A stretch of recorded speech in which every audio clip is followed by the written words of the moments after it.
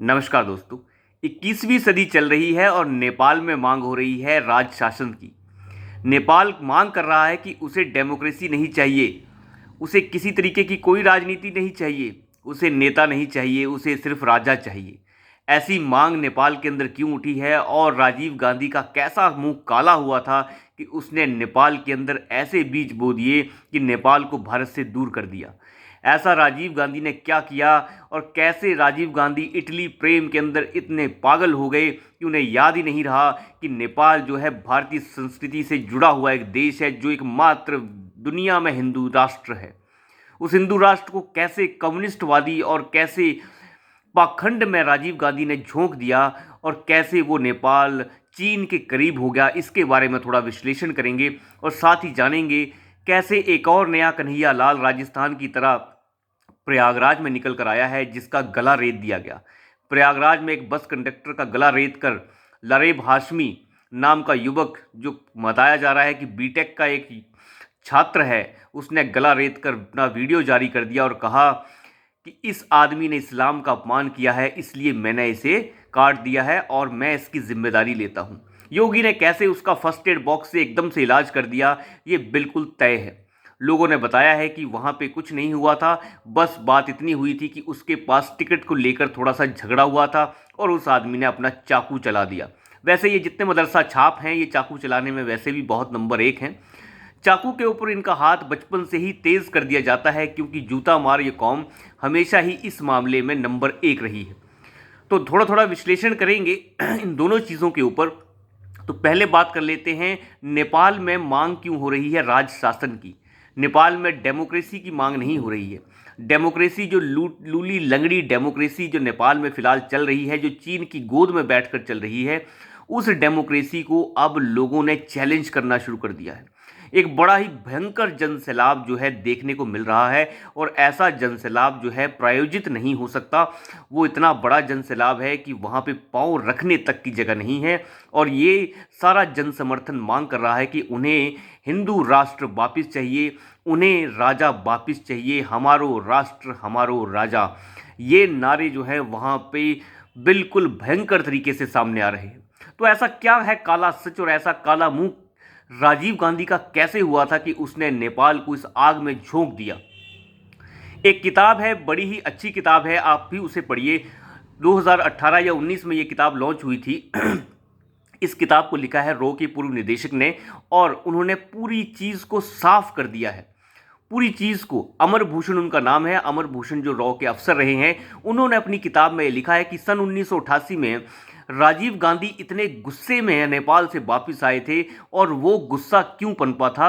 वो गुस्सा इसलिए पनपा था क्योंकि राजीव गांधी जिस समय नेपाल में पशुपतिनाथ मंदिर के दर्शन करने गए और ये सोनिया गांधी इटालियन मैडम भी उनके साथ थी और राजीव गांधी उस इटालियन प्रेम में इतने डूब गए थे कि जो वहाँ के पंडित थे उन्होंने सोनिया गांधी को प्रवेश करने से मना कर दिया और कहा कि ये विदेशी महिला है, इन्हें दर्शन नहीं कर देने जाएंगे, इन्हें हम दर्शन नहीं करने देंगे।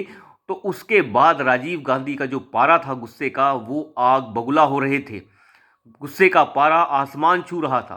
तो जैसे ही वो यहाँ वापस आए, उसके बाद रॉ के जो निदेशक जिन्होंने अपनी किताब लिखी है उसमें वो लिखते हैं कि राजीव गांधी प्रधानमंत्री ने ये कहा कि रॉ को एक्टिव करो और इतना ज़्यादा एक्टिव करो कि वहाँ की राजशाही को उखाड़ फेंको, वहाँ पे कम्युनिस्ट जितने भी छोटी छोटी पार्टियां हैं उन्हें इकट्ठा करो और राजशाही के खिलाफ खड़ा करो और इस राजशाही का तख्ता पलट कर दो।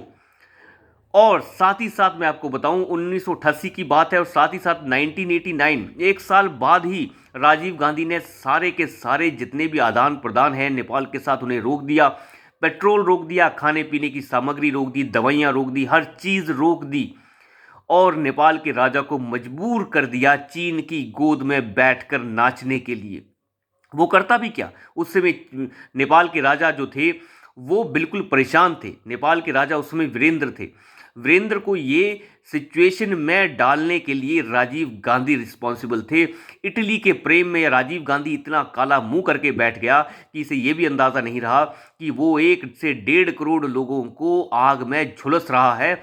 उसने एक लैंड लॉक्ड कंट्री जिसके पास कोई भी और साधन नहीं है चीज़ों को अंदर लाने का, सिर्फ चीन चीन और भारत के साथ वो जुड़ा हुआ है। तो उस समय राजीव गांधी ने ये सारी सामग्री रोककर भूखे मरने छोड़ दिया नेपाल की जनता को, और मजबूर होकर नेपाल के वीरेंद्र राजा को चीन की गोद में बैठना पड़ा। और वहीं से पनपा है ये पूरा का पूरा कीड़ा, जिससे नेपाल जो है चीन के और करीब हो गया। और ये मामला सारा चलता रहा। सन 1991 में जो है राजीव गांधी मारा गया। मारे जाने के बाद नरसिम्हा की सरकार आ गई, लेकिन रॉ का वो सिस्टम चलता रहा और वहाँ पे कम्युनिस्ट लीडर, जितने भी ये वामपंथ समर्थक लीडर थे, वो सभी नेपाल में इकट्ठे हो गए और 94 में उन्होंने अपनी सरकार जो है वहाँ पे बना ली और वहाँ की संसद में बहुमत लेकर वो आ गए। और धीरे धीरे करके वहाँ पे वामपंथ का काला छाया एकदम से पूरे आसमान में छा गया। धीरे धीरे करके वहाँ के राजाओं को मार दिया गया। राजा के पूरे, वीरेंद्र सिंह के जो वीरेंद्र वहाँ के राजा थे, उनके पूरे परिवार को साफ कर दिया गया 2001 में। किसी को पता नहीं चला कि क्यों हुआ, सरकार तो इन्हीं लोगों की चल रही थी। तो अब वहाँ की जनता जो है उसके खिलाफ खड़ी हो गई है। और जिस तरीके से ये काला बीज राजीव गांधी ने बोया था, वैसा बीज ना नेहरू ने बोया, ना इंदिरा गांधी ने बोया, लेकिन काला मुंह करके इस राजीव गांधी ने बोया, जिसका रिजल्ट आज तक भारत भुगत रहा है। और नेपाल जो भारतीय संस्कृति से जुड़ा हुआ देश है, जो पूरी तरीके से भारत की संस्कृति के साथ घुल मिल गया है, उसे जो है भारत के खिलाफ खड़ा करने का काम राजीव गांधी ने किया।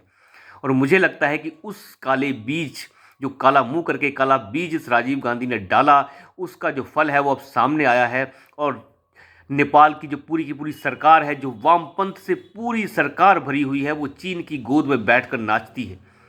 और इसी वजह से भारत को तरह तरह की दिक्कतें इस जगह पे देखने को मिलती हैं। तो ये सोनिया गांधी के प्रपंच में राजीव गांधी ने भारत को और नेपाल को अलग करने का काम किया। अब बात कर लेते हैं थोड़ी सी योगी आदित्यनाथ की। देखिए, बड़ी बड़ी बातें होती हैं। इस वक्त चुनाव का माहौल है। योगी आदित्यनाथ जगह जगह जो है रैलियां कर रहे हैं, संबोधन कर रहे हैं। तेलंगाना में वो थे जहां पे उन्होंने अपील की है लोगों से कि जल्द से जल्द जो है हमें यहाँ पे लाएं और हम जो है जल्द से जल्द हैदराबाद का नाम भाग्यनगर रखेंगे। तो इस बारे में बातचीत चलती रही। तो वहीं एक खबर आई कि प्रयागराज में एक बीटेक के युवक, अभी बीटेक बताया जा रहा है कि बीटेक का ये छात्र है, इसका जो नाम है वो लारे भास्मी, कुछ ऐसा नाम है। इस युवक ने एक बस के कंडक्टर की गले रेत कर उसे घायल कर दिया। उसके हाथ पर जो है उसने चाकू चला दिया और साथ ही साथ जो है गले पर चाकू चला दिया।